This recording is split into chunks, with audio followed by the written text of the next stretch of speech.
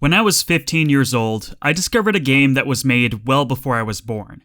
An NES game which I had never consciously been aware of before then. Its mere existence surprised me. Even at that time, I thought I had at least some level of familiarity with every game released for the system, even if all I knew about it was just hearing its title at some point. More baffling yet is that this obscure game that I was only just hearing about was made as a first-party game by Nintendo themselves. The mystery behind it only made me more curious. How come I had never heard of this game before? I had to know more. Well, that game was StarTropics. Little did I know at the time, this would not only be my new favorite game for the retro system, but would also spark some inspiration for me that became more than just a hobby. Before I was a Fire Emblem fan. Before I had even played a Golden Sun game. When the wounds of Mega Man Legends 3 cancellation were still fresh in my mind. I was just a kid who loved StarTropics. So let's once again embark on a journey to Sea Island, and take a look back on this wild adventure. Obviously, Nintendo is a Japan-based company. Especially in the 80s and 90s, they would develop games for their Japanese audience first. Then those games are localized and modified for other regions in the world. StarTropics is actually a unique case among Nintendo's catalog. The director of the series, Genyo Takeda, wanted to instead create a game primarily for a Western audience in mind. StarTropics featured an American boy from Seattle, Washington as the protagonist, one who plays baseball, America's pastime. He was even given an ordinary American name, Mike Jones. Poor Sakurai had no idea who the heck I was talking about when I voted for some guy named regular-ass Mike Jones on the Smash ballot. So he compensated by giving me 8 Fire Emblem characters. Even when I lose, I still win. In fact, StarTropics would go on to release in North America and Europe, but never in Japan. Taking this into account, it makes a lot of sense why this IP's representation in Smash Bros. Only goes as far as the Chronicles page of Brawl. There's certainly more to the story, but I feel like that alone explains everything. There was never a demand by Japanese players to get this game localized for them, like what we might have experienced with Mother 3 or Fire Emblem. It seems the Japanese are extremely unaware of what StarTropics even is. What I find humorous is that there have been some attempts over the years to create a translation patch of StarTropics into Japanese, when it's usually the other way around. Sadly, none of them have been completed to my knowledge, although there is a Spanish translation for those who are interested. I suppose someone could still play this game without knowing the story, but I feel as if that would be a massive disservice to the experience. Especially considering the era of its release, StarTropics' story is surprisingly good. Sure, it's not exactly Dragon Quest IV, but it goes well beyond expectations. It starts off pretty basic with a missing person and rescue, but as the game goes on, the central goals develop and change. When you're eventually tasked with stopping an alien invasion, the game naturally builds to that conclusion. And even if the scenario itself isn't to your preference, there's likely still plenty in the game's narrative contents to keep you entertained. The story and tone of StarTropics is incredibly tongue-in-cheek. In a way, it has always reminded me a lot of the Earthbound or Mother series. I wouldn't be surprised if Mother's 1989 release ended up being an inspiration for the game's style. StarTropics isn't nearly as witty or idiosyncratic, but there are many throwaway lines that fans have latched onto over the years.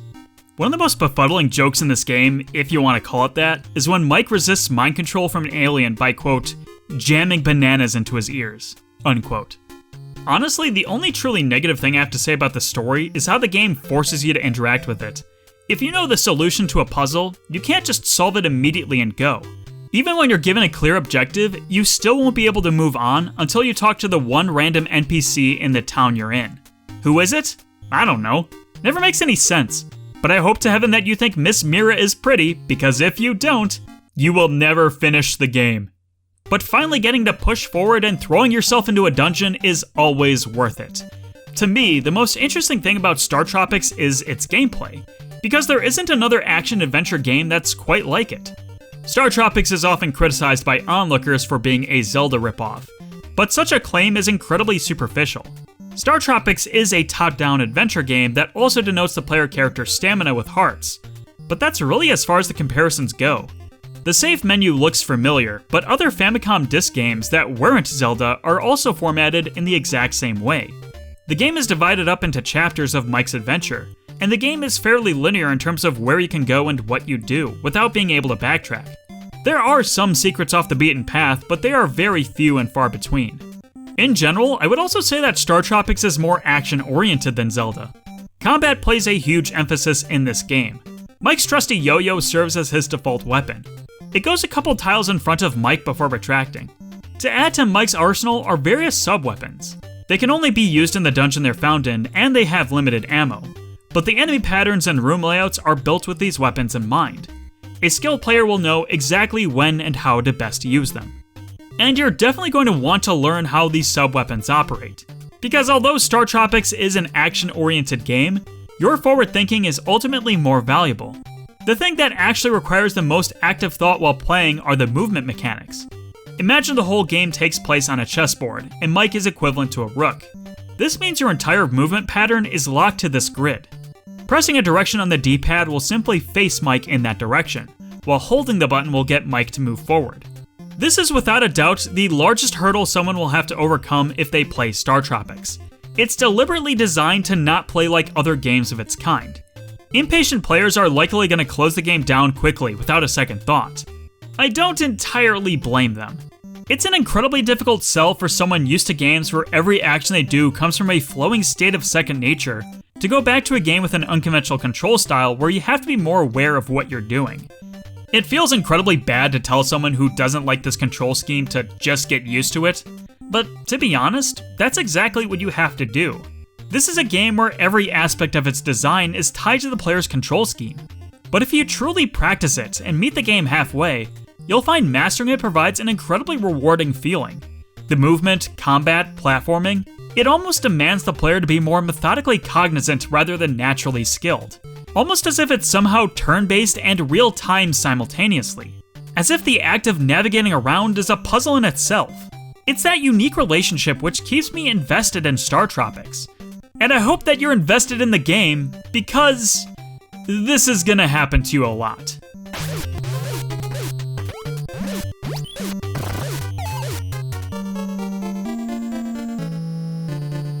StarTropics is arguably one of the most difficult games on the NES.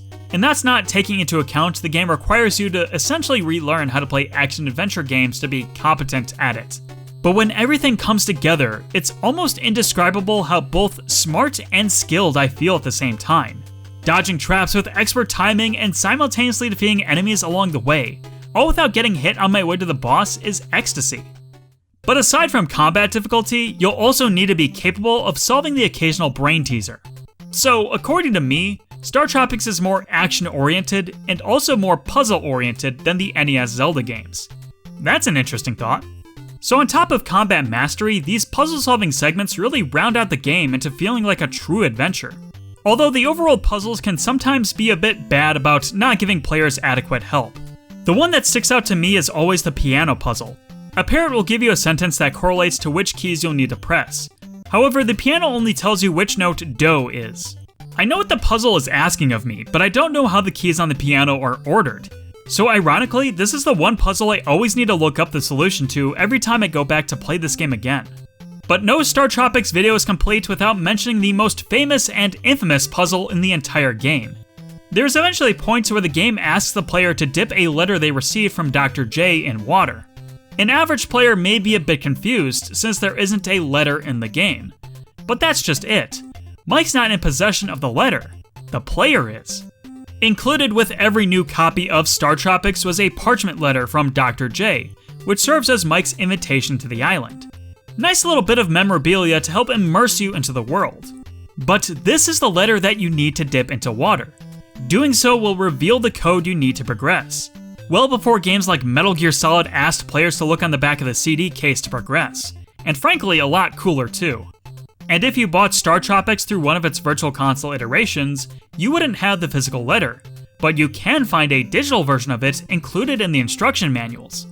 But this is also where you can tell where the game might have been developed by a team of Japanese people that had little understanding of how games are played in foreign countries, where renting the newest release from a store wasn't illegal. Or we could cynically say that this was also the idea, that this was a way to incentivize players to actually purchase the game instead of renting it. But no one is going to know that until they get to this point.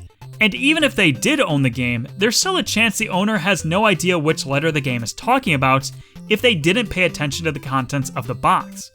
But it's also possible someone came up with this idea and thought it would be cool. And they were right, it is cool. It might be one of the first, if not the first example of a game bridging out into the real world in a meta-contextual way. Although I can't help but feel this attempt was somewhat of a failure. If there was any scenario where you didn't have the letter because you bought it used or borrowed it from a friend, or threw out the packaging as soon as you got home, you wouldn't be able to progress into the game, at least not without a ton of tedium punching in the numbers one by one. This was an infamous call made to the Nintendo Help hotline, enough where Nintendo Power would just straight out publish the answer in a subsequent issue. Even today, everyone probably just Googles what the answer is at this point of the game, even if they were playing on one of the Virtual Console versions where they technically still have the letter. The puzzles aren't exclusively found in the overworld, however. Even the dungeons ask players to be observant, to really take into account their surroundings and pick up on subtle environmental cues. From very early on, the game conditions you to think in this out-of-the-box way. The first dungeon is fairly basic and an excellent tutorial for how the gameplay flow works. Defeating enemies will open the doors, allowing for further progression. But it also has a few doors located on the immediate path, which lead to dead ends, informing the player that the road to the end isn't going to be the most obvious solution. But the part of the first dungeon which is the most infamous is definitely the secret room. Players will be naturally guided to push a pressure plate which will open a door that isn't immediately on screen. However, if the player intuits that the entrance is behind them, they are rewarded with a medicine bottle. If the player notices that this medicine bottle is surrounded by blocks, they may be inclined to jump on them and find another pressure plate. This will then reveal another room with a medicine bottle. If the player then realizes this room has the same layout as the previous one, they can then jump on the same pressure plate to reveal another secret door. Going in here will reward the player with death. This is absolutely brilliant and perfectly sets up the expectations for the player going forward. StarTropics encourages the players to explore. It will even reward you for it. But it's not shy about punishing your greed either. You can never be too hasty. You'll need to think about the rooms in context of the previous ones. Consider the consequences for whatever it is you're about to do, and be prepared for anything, even when stepping foot inside of somewhere new for the first time. The game never pulls the same greedy punishment as seen in the first dungeon, but it's still just as eager to trick the players. Chapter 3 is the first major difficulty spike of the game. It's when it introduces false exits to the dungeons. It's an incredible framing device that requires players to actually pay attention to the details of their environment. It can sometimes be a bit cryptic, and I have to wonder how much I used a guide in my first playthrough of this game. I have a feeling the answer is probably less than I think, but more than I remember. There is certainly a lot of trial and error that you'll have to go through, but it does match the vibe of the game pretty well. Most of the time, the game is just testing your observation skills. Of course, StarTropics is also very fond of being straight up mean, so there's moments you have to take the bad with the good. You idiot! You didn't know you're supposed to go right on this pathway? You fool! You clown! Exploration is at its best in the first section of Chapter 7. It's probably the most creative dungeon of the game, as it's mostly non-linear. You could make a beeline for the boss if you wanted to, but good luck with that. The enemies in the level have a far attack reach and do tons of damage, so it's worth spending a little time actually exploring the ship to get equipped with the optional gear. Doing so makes the lead up to the end much easier. Even the boss is made much more simple if you found the sports cleats in the level. Despite the game throwing the occasional cheap shot, it's overall a fair challenge. Chapter 8 is actually a surprisingly kind final level to the game despite how brutal the journey is getting there. Just keep in mind that the final level is kind, not easy. You'll start the stage with a boss fight where almost every attack kills you in 1 or 2 hits, but he goes down really quickly. Afterward, the game gives you a full heal and sends you down a narrow gauntlet. It's possible you'll fall into a pit and have to start from the beginning, but the game is nice enough to provide additional health and ray gun refills, making it advantageous to fall down if you burn through too many supplies. Zoda is a creature I find to be an incredibly interesting final boss. Any direct contact damage is an automatic death, but he's also capable of jumping around and moving along the grid just as Mike does. Not to mention he can also use long-range attacks on you as well. It almost reminds me of a mechanically equal rival fight, similar to a Dark Link or Virgil battle. But visually, he's a creature twice Mike's size. It's a fun dynamic. All of it contributes to one of the most tense final bosses I've ever experienced. But seeing Zoda scream and puke, I was just as relieved at 26 as I was when I was 16. StarTropics continues to pay off with its ending. The journey comes full circle as Mike is saved by a dolphin he previously helped, and is returned to the place where it all began. Rendezvousing with his uncle and the village chief leads him to reassemble the pieces of a puzzle, freeing the trapped souls of alien children. Not only did Mike find his uncle and stop an alien invasion, but also preserved the survivors of a near-extinct people. Other NES games would often do far less for their conclusions, but the fact that StarTropics doesn't phone it in, and gives it the proper time to have the narrative de-escalate and contextualize the tale with new information makes the whole journey feel truly complete. Combined with an absolutely beautiful credits song and a series of pictures that recap the journey, it's no wonder why I resonated so much with StarTropics, why I couldn't fully forget about it even after I had moved on from it. It's charming and unique in a way that most games aren't, and a true gem within the NES's library. But can the same be said for its even more obscure sequel? The fact that a sequel to StarTropics was released for the NES was something that always confused me. StarTropics was already a late release for the NES's lifecycle, with it coming the year before the Super Nintendo would be launched stateside. There are still plenty of games that were made for the NES even after the Super Nintendo was available. It's not like this was made only a couple years after the first game. StarTropics 2 was released in 1994, making it the last exclusive title to be released for the system. This was well into the Super Nintendo's lifecycle. If someone happened to own both an NES and Super Nintendo at the time of this game's release, they would have to decide if they wanted to get StarTropics 2, or wait another month to pick up Super Metroid instead. Frankly, this game had absolutely zero chance of competing with the giants of the Super Nintendo. But I also don't think it was trying to.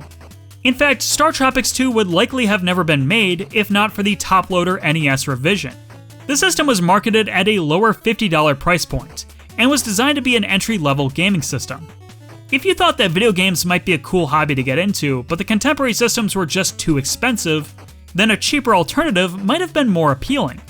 Considering that Nintendo R&D 3 are the hardware team of Nintendo, the same team that developed the original StarTropics, maybe they wanted to make the system more valuable by creating a new game that would go alongside this release.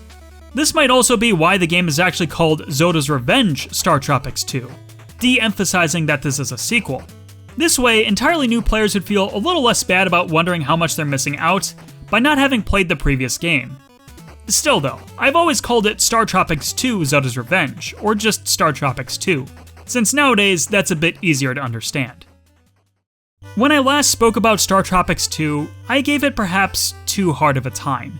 I think it can be traced back to specifically that era of YouTube criticism, where any personality worth their salt needed one bad game to make their arch nemesis, where things aren't allowed to just be bad, but actually don't hold up by any metric, and are really the worst thing ever.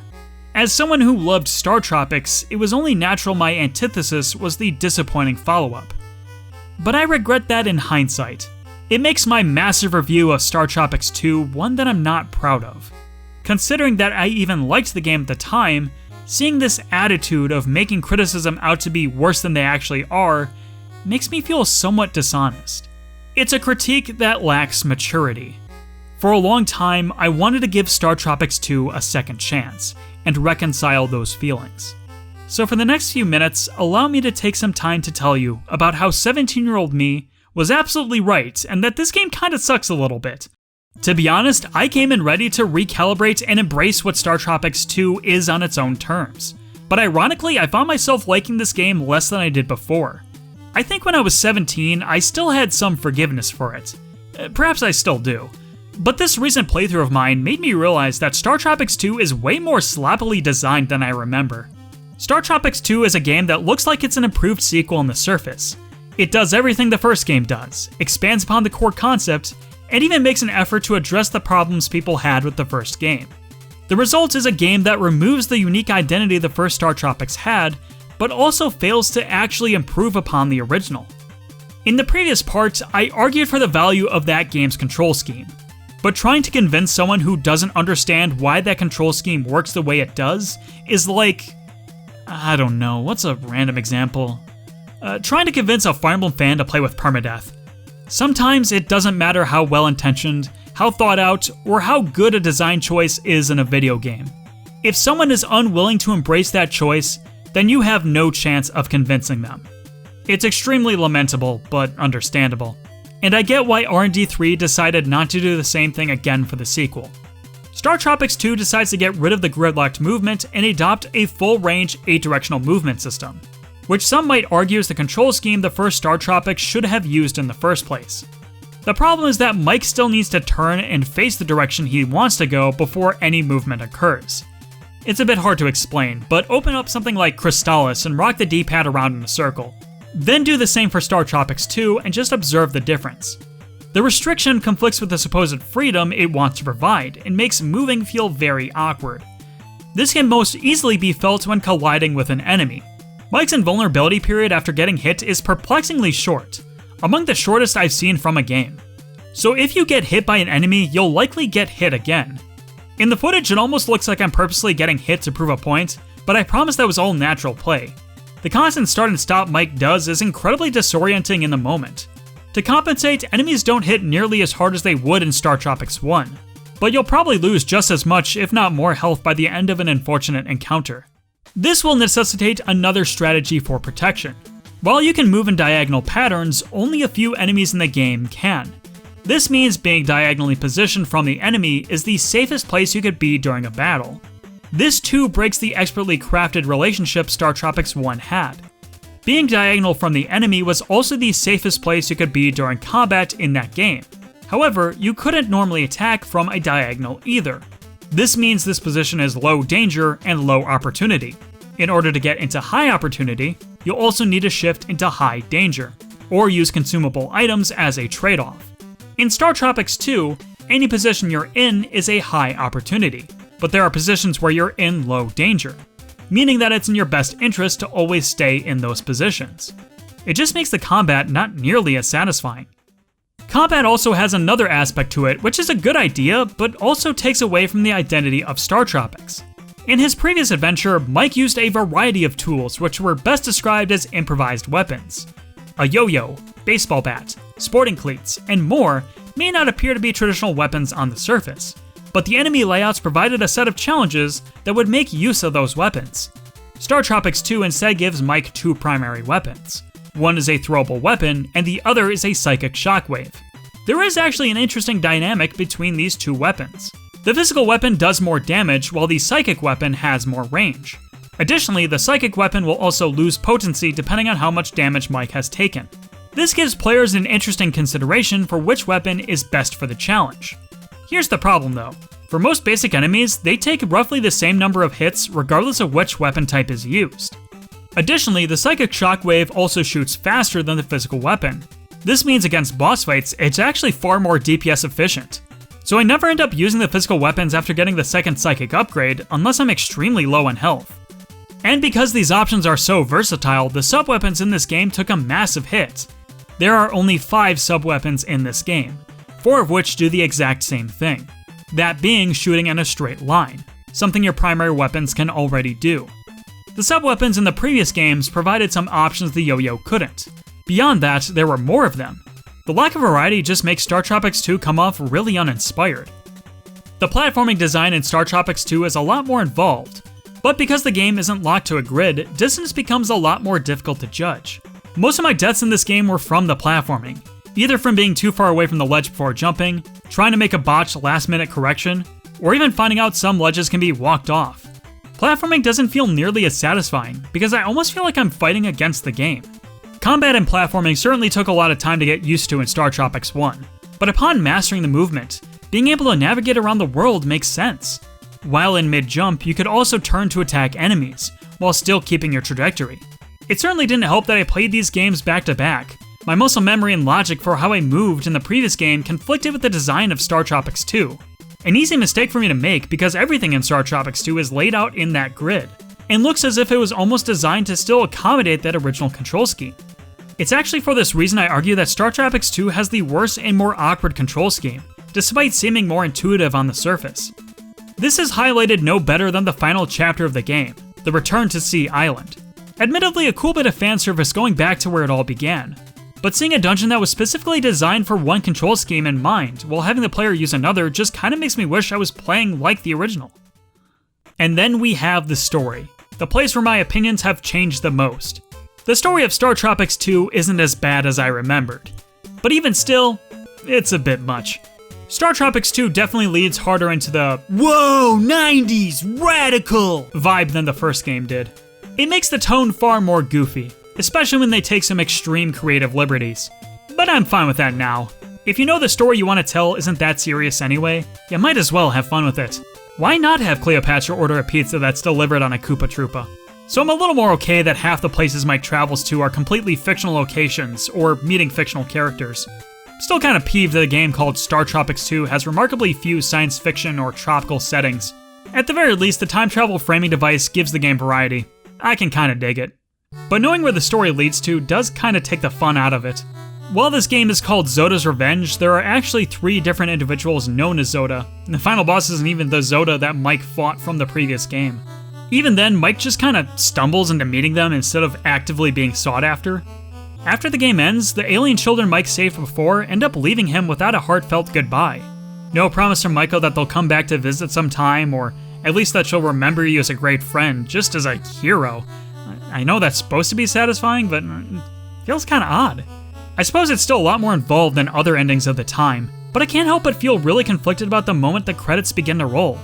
Now, it's certainly true that I don't feel the same vitriolic, perhaps fake hatred I felt towards StarTropics 2 in my youth.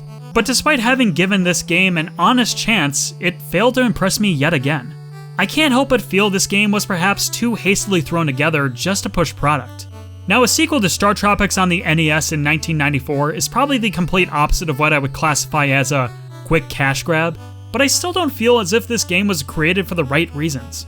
Some people would even blame those reasons as to why we never got StarTropics 3. Although I still held on to hope that we would once again see Mike Jones return. So I waited. And I waited. Until I asked myself, what exactly am I waiting for? StarTropics is a game series that lived and died on the NES. Its existence was conceived as an experiment, and its follow-up conceived as a marketing tool. These games are just doomed to be forgotten footnotes in Nintendo's legacy from the start. There are certainly fans of particular Nintendo series that have felt abandoned and neglected. At least most of them still have some hope. At least most of them still found a bit of representation in Super Smash Bros. But there just isn't any hope that StarTropics 3, outside of a few abandoned fan projects, will ever be a reality. Back in my high school years, I was really set on the idea that maybe StarTropics could make a grand return. At the time, retro-inspired throwback titles were all the rage. A few of Nintendo's long-dormant properties even got new releases, injecting some new life back into them. Retro Studios seemed like the most obvious choice, as they were the developers to not only breathe new life into Metroid and Donkey Kong, but were also rumored to have been trying their hand at StarTropics. In hindsight, I think Next Level Games would have also made for an excellent developer, if not a better one. They too have been able to reimagine old, forgotten series in a new way. They even worked closely with Takeda in the past to reboot the Punch-Out series. I was willing and ready to accept StarTropics 3, no matter what form it took, even if it was just a budget, downloadable title on the 3DS. I even partly hoped that the release of StarTropics games on the Virtual Console would be the chance the series needed to get so much as an opportunity for anything. But there was a specific event that changed my opinion. Genyo Takeda officially retired and left Nintendo in 2017. It was after this that I finally accepted that StarTropics 3 would probably never happen. But what did I even expect StarTropics 3 to even be? Honestly, the thing that defines StarTropics to me and makes it the series that I love is its limitations. It's a game series that is both specific to its era and is stubbornly designed, but in a good way. And I don't blame any development studio for not trying. If I was asked to reimagine StarTropics in a modern context, I would have no idea where to even start. So in opposition to the sheer optimism I once had, I've finally given up the dream that anything StarTropics will reappear in the future. But you know what? I'm fine with that now. As I've gotten older, I've also realized that maybe it's okay for a story to end wherever it does. StarTropics was a game that I only discovered through chance. I was so shocked that there was a quality Nintendo-developed game that I didn't know about, and I wanted to share it with others who might have been in my same position. When I was young, I tried many times to make videos about games that I loved, and create something that I wanted to watch. Most of them failed. But a review of StarTropics was one idea I absolutely had to follow through with. I wanted to be the person that made people far more aware of what StarTropics was. Well, to be honest, I don't think I succeeded. But maybe I didn't need to. It turns out the series wasn't nearly as forgotten as I initially believed. I'm always surprised when someone brings up they've played StarTropics before. There are at least 2 YouTube channels out there that have built their entire brand identity around the series. It even helped inspire some games that people love. And it's gradually becoming at least somewhat more appreciated, even by people who were born well after these games were relevant. I wouldn't say it's done enough to make StarTropics a recognizable name, but in a way, I'm glad that's the case. It just means that there's always going to be someone out there that is going to discover it for the first time, and fall in love with it the same way I did, even if that someone is once again me, 10 years later, rekindling my love for a truly excellent classic.